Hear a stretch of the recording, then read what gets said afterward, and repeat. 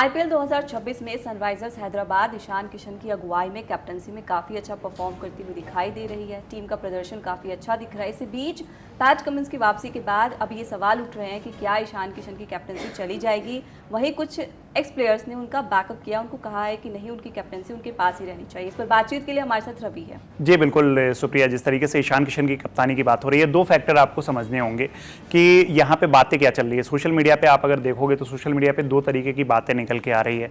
एक जो तबका है वो सपोर्ट कर रहा है ईशान किशन को, दूसरा कह रहा है कि नहीं, पैट कमिंस जो है वो अलग लेवल के कैप्टन है, वर्ल्ड कप विनर हैं और वो हर जगह अपने आप को प्रूव कर चुके हैं। तो आप अगर कमिंस वापस आते हैं तो आपको उनको कप्तान बनाए रखना होगा।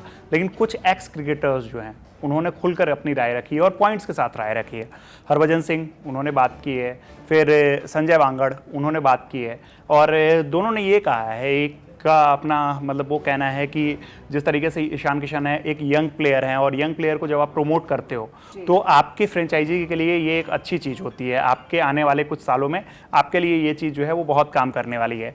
दूसरी चीज़ ये कही गई है कि ईशान किशन जो है उन्होंने जिस तरीके से चेंजेस किए हैं, पहले आप एक दो मैचेस को देखो, दो तीन मैचेस को देखोगे तो टीम जो है जिस तरीके से स्ट्रगल कर रही थी, अब जब से उन्होंने यंगस्टर्स को मौके देने स्टार्ट किए हैं, उन पर भरोसा जताना स्टार्ट किया है, तो आप जैसे साकिब हुसैन को देख लो और वो उस टाइप के जो प्लेयर्स हैं, तो साकिब ने बहुत अच्छा बॉलिंग की है और हर कोई जिनको भी मिल रहा है यहाँ पे मौका वो हर कोई प्रूव करके दे रहा है। तो इसलिए तारीफ हो रही है, उनकी फील्ड प्लेसमेंट की तारीफ हो रही है, उनकी बॉलिंग की तारीफ हो रही है।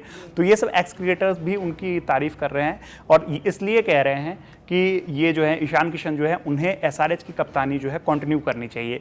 एक और फैक्टर यहाँ पे मैं ऐड करना चाहूँगा कि पैट कमिंस काफ़ी टाइम से इंजर्ड है और हर प्लेयर का एक पीक होता है। हमें ऐसा लग रहा है कि अब पैट कमिंस का जो पीक है वो धीरे धीरे खत्म होता जा रहा है। वो क्योंकि T20 वर्ल्ड कप नहीं खेल पाए, उससे पहले के मैचेस भी नहीं खेल पाए थे, अभी भी वो 100% फिट नहीं है जो अभी तक रिपोर्ट्स आई है। तो अगर वो 100% फिट नहीं है तो क्या ऐसे चांसेस हैं कि वो हर मैच खेलेंगे। और दूसरी चीज़ कि वो एक ओवरसीज़ प्लेयर है, अगर वो 100% फिट नहीं होते तो मुझे नहीं लगता है कि एसआरएच को अभी ये रिस्क लेना चाहिए।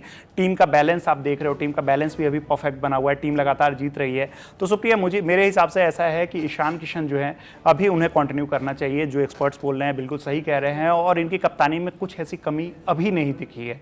ज़्यादा मैचेस हुए नहीं है, 4 मैच टीम जीती है, 3 मैच हारी है, लेकिन तीसरे नंबर पे है। और जिस तरीके से टीम खेल रही है, जिस तरीके की कप्तानी अभी हो रही है, मुझे लगता है कि ईशान किशन को कप्तानी जो है ना वो कंटिन्यू करनी चाहिए। और इसका एक फैक्टर ये भी है रवि कि मतलब अगर एक इंसान की कैप्टनसी के अंदर प्लेयर्स खेल रहे हैं तो उनका जो तरीका है वो अलग है। अब अगर पैट कमिंस आएंगे तो उनका तरीका बदल जाएगा, तो हो सकता है टीम की परफॉर्मेंस पर भी इसका असर दिखाई देगा। बिल्कुल, कई बार ऐसा होता है कि कप्तान जब चेंज आप करते हो तो स्ट्रेटजी जो है वो आप पहले ऑफ फील्ड जो भी स्ट्रेटजी बना लो, लेकिन जब फील्ड पे आते हो आप तो जो भी चीज़ें होती है वो कप्तान ही देखता है वहाँ पे।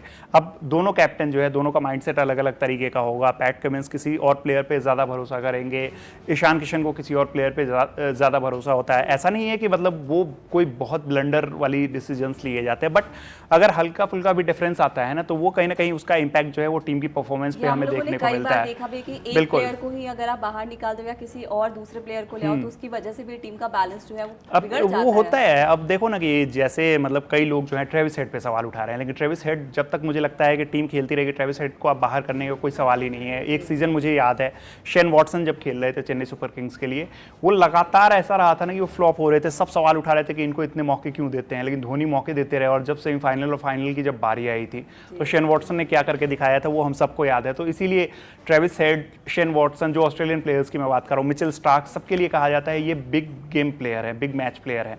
और स्टार्क का सीजन आप याद करो केकेआर के लिए, हर मैच ऐसा लग रहा था कि इतने पैसे दे दिए और क्या ही परफॉर्मेंस कर रहे हैं। और देखो कि फिर जब आया आखिरी के 2 मैच, फाइनल और उससे पहले वाला में, क्या ही स्टार्क ने बॉलिंग की थी। तो इस वजह से ये सब चीज़ें होती रहती है। लेकिन अब कमिंस आएंगे तो टीम का स्ट्रक्चर जो है फिर से चेंज करना होगा, क्योंकि एक ओवरसीज प्लेयर आएंगे।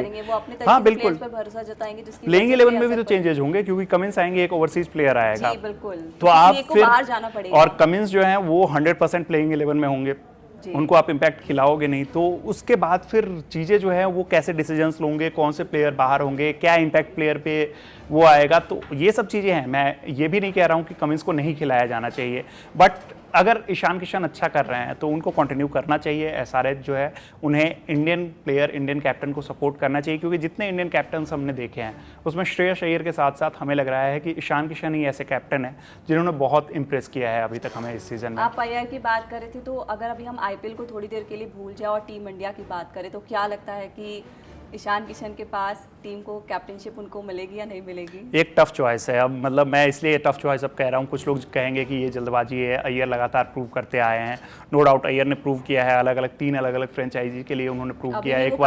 एक बार वो टीम को जिता चुके हैं, 2 बार फाइनल्स में पहुंचा चुके हैं, तो वो उस तरीके के कप्तान रहे हैं अय्यर। और जिस तरीके से वो टीम को साथ लेके चलते हैं तो नो डाउट वो तो फर्स्ट चॉइस कैप्टन के लिए हमारी नज़र में वो रहते ही है। ये हम लोगों की बात है, बीसीसीआई क्या सोच रही है उनकी सोच अलग तरीके की होती है, क्योंकि अय्यर T20 सेटअप में ही अभी तक टीम में नहीं है। अब ईशान किशन के पास एडवांटेज क्या है कि ईशान किशन टीम के अंदर आ चुके हैं, वो वर्ल्ड कप जिता चुके हैं और उसको जिताने में ईशान किशन का रोल जो है वो बहुत अहम रह चुका है। तो आप ईशान किशन पे भरोसा करोगे, यहाँ पे ऑलरेडी वो सेटअप में है। पहले अय्यर को इस सेटअप में आना होगा। अय्यर का डिपेंड करता है कि क्या सूर्य कुमार यादव कब तक खेलेंगे। सूर्य कुमार यादव अगर बाहर जाते हैं तो अय्यर फिर उसके बाद ज़्यादा चांसेस हैं कि उन्हें टीम के अंदर लाया जाएगा और उन्हें फिर कप्तान। लेकिन ईशान ऑलरेडी सेटअप में है।